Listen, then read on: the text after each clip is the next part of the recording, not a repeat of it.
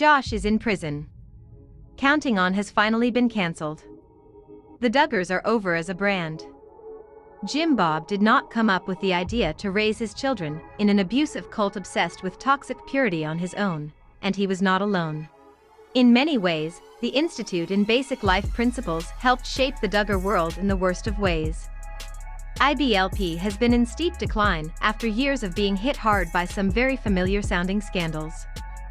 Bill Gothard and his teachings have been a blight upon this nation for more than half a century.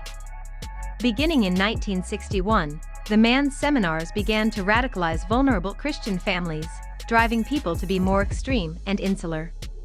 Generations of children were victimized in a cult of extreme beliefs where everything in life is part of a strict, patriarchal hierarchy. Like many other predatory schemes, IBLP was immensely profitable for a long time. According to public records, in 2001, the dubious organization raked in $41 million in revenue. $14.9 million of that was from official IBLP services. It was a few years after that profitable year that the Duggars rose to prominence by appearing on reality television. One might imagine that IBLP profits would only soar to greater heights after receiving free, albeit indirect, promotion on reality television. Instead, just a dozen years later, the organization's income had withered.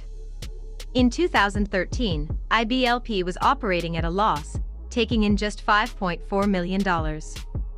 As recently as 2018, revenue had taken an upward turn to $8.5 million. But $6.6 million of that came from vague other revenue.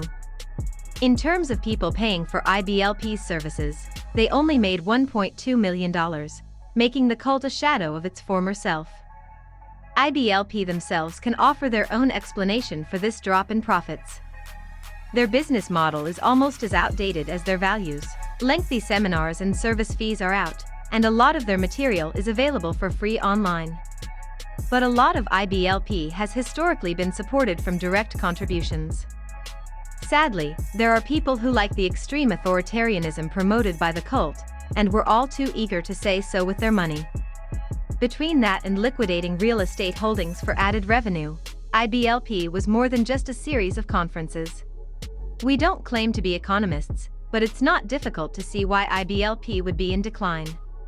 We don't simply mean that the cult's alarming values were twisted and harmful, demeaning to women while leaving children easy targets for predators. Oh, that part is true, don't get us wrong, but as with the Duggars, IBLP had a much more obvious scandal several years ago. Bill Gothard was, in many ways, treated like a god himself within the cult. While reverence is not itself harmful, unless you're a monotheist, which was obviously the case here, there is always the risk of what someone will do with absolute power. According to numerous allegations against Gothard, he used his power to get close to, harass, and touch young ladies around him. 12 women came forward to accuse Gothard of sexually, physically, or psychologically abusing them as minors.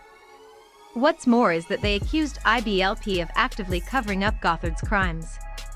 IBLP claimed that an internal investigation found no evidence of any criminal activity, for whatever that's worth. Gothard did release a, now deleted, statement on his website that seemed to admit to impropriety. My actions of holding of hands, hugs, and touching of feet or hair with young ladies crossed the boundaries of discretion, and were wrong, he wrote. In 2014, he stepped down in disgrace from his position within the institute that he had founded. It was only a year after Gothard's downfall that the world learned what sort of creature Josh truly is. In many ways, these are similar stories, in part because extreme cults where women have few rights are ideal stalking grounds for predators. Both IBLP and the Duggars remain in decline, but these toxic groups and others still exist. We're sure that there are more familiar scandals to come.